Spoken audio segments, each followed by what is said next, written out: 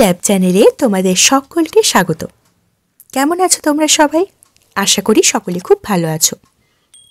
বড়দের পাশাপাশি এখন ছোটদের জন্য গল্পের ডালি নিয়ে আমি চলে এসেছি বেঙ্গলি ল্যাব চ্যানেলে। আজকে তোমাদের শোনাবো সুকুমার রায়ের আজব সাজা গল্পটি। তোমরা আগে মন দিয়ে গল্পটি শুনবে, তারপর তোমাদের জন্য আনবো কিছু প্রশ্ন। প্রশ্নগুলোর উত্তর তোমরা কমেন্ট বক্সে আমাকে জানিয়ে দেবে। প্রথম 3 জন উত্তরদাতার নাম পরবর্তী গল্পের আগে আমি বলবো, তাই চটপট তোমরা গল্পটা মন দিয়ে শুনে উত্তরটা অবশ্যই কমেন্ট বক্সে লিখে দিও। তো চলো আজকে শোনো সুকুমার রায়ের আজব সাজা গল্পটি। ভালো লাগলে অবশ্যই লাইক করো, চ্যানেলটি সাবস্ক্রাইব করে পাশে থাকা বেল আইকনটি প্রেস করতে ভুলো না।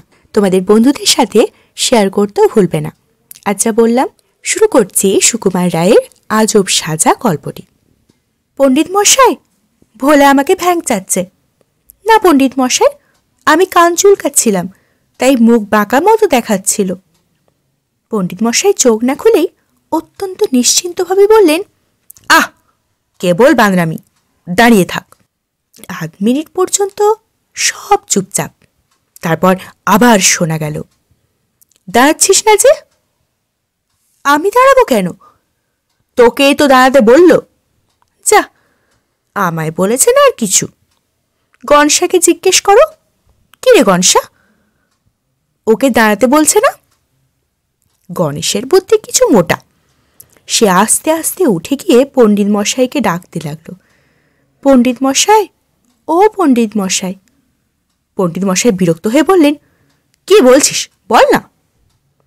গণেশচন্দ্র অত্যন্ত ব্যাকুলভাবে জিজ্ঞাসা করল, কাকে দাঁড়াতে বলেছেন পণ্ডিত মশাই? পণ্ডিত মশাই কটমটে চোখ মেরেই সাংঘাতিক ধমক দিয়ে বললেন, তোকে বলেছি, দাঁড়া। বলেই আবার চোখ বুঝলেন। গণেশচন্দ্র দাঁড়িয়ে রইল। আবার মিনিটখানেক সব চুপচাপ। হঠাৎ ভোলা বলল, ওকে এক পায়ে দাঁড়াতে বলেছিল না ভাই? গণেশ বলল, কখনো না, খালি দাঁড়াতে বলেছে। বিশু বলল, 1 আঙুল তুলে দেখিয়েছিল, তার মানেই 1 পায়ে দাঁড়া। পণ্ডিত মশাই যে ধমক দেবার সময় তর্জনী তুলেছিলেন, এ কথা গণেশ অস্বীকার করতে পারল না। বিশু আর ভোলা জেদ করতে লাগলো, শিগগির 1 পায়ে দাঁড়া বলছি, তা না হলে এক্ষুনি বলে দিচ্ছি। গণেশ বেচারা ভয়ে ভয়ে তাড়াতাড়ি 1 পা তুলে দাঁড়িয়ে রইল। অমনি ভোলা আর বিশুর মধ্যে তুমুল তর্ক বেঁধে গেল। এই বলে, ডান পায়ে দাঁড়ানো উচিত। ও বলে, না, আগে বাঁ পা। গণেশ বেচারার মহা মুশকিল। সে আবার পণ্ডিত মশাইকে জিজ্ঞেস করতে গেল, পণ্ডিত মশাই, কোন পা? পণ্ডিত মশাই তখন কি যেন একটা স্বপ্ন দেখে অবাক হয়ে নাক ডাকছিলেন। গণেশের ডাকে হঠাৎ তন্দ্রা ছুটে যাওয়ায় তিনি সাংঘাতিক রকম বিষম খেয়ে ফেললেন। গণেশ বেচারা তার প্রশ্নের এরকম জবাব একেবারেই কল্পনা করেনি। সে ভয় পেয়ে বলল, ওই চা, কি হবে? ভোলা বলল, দৌড়ে জল নিয়ে আয়।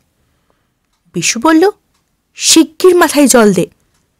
গণেশ এক দৌড়ে কোথা থেকে এক কুজা এনে ঢক ঢক করে পণ্ডিত মশাইয়ের টাকের ওপর জল ঢালতে লাগল। পণ্ডিত মশাইয়ের বিষম খাওয়া খুব চটপট থেমে গেল, কিন্তু তার মুখ দেখে গণেশের হাতে জলের কুজা ঠক ঠক করে কাঁপতে লাগল। ভয়ে সকলের মুখ গম্ভীর হয়ে রইল। খালি শ্যামলাল বেচারার মুখটাই কেমন যেন আহ্লাদি গোছের হাসি হাসি মতো। সে কিছুতেই গম্ভীর হতে পারল না।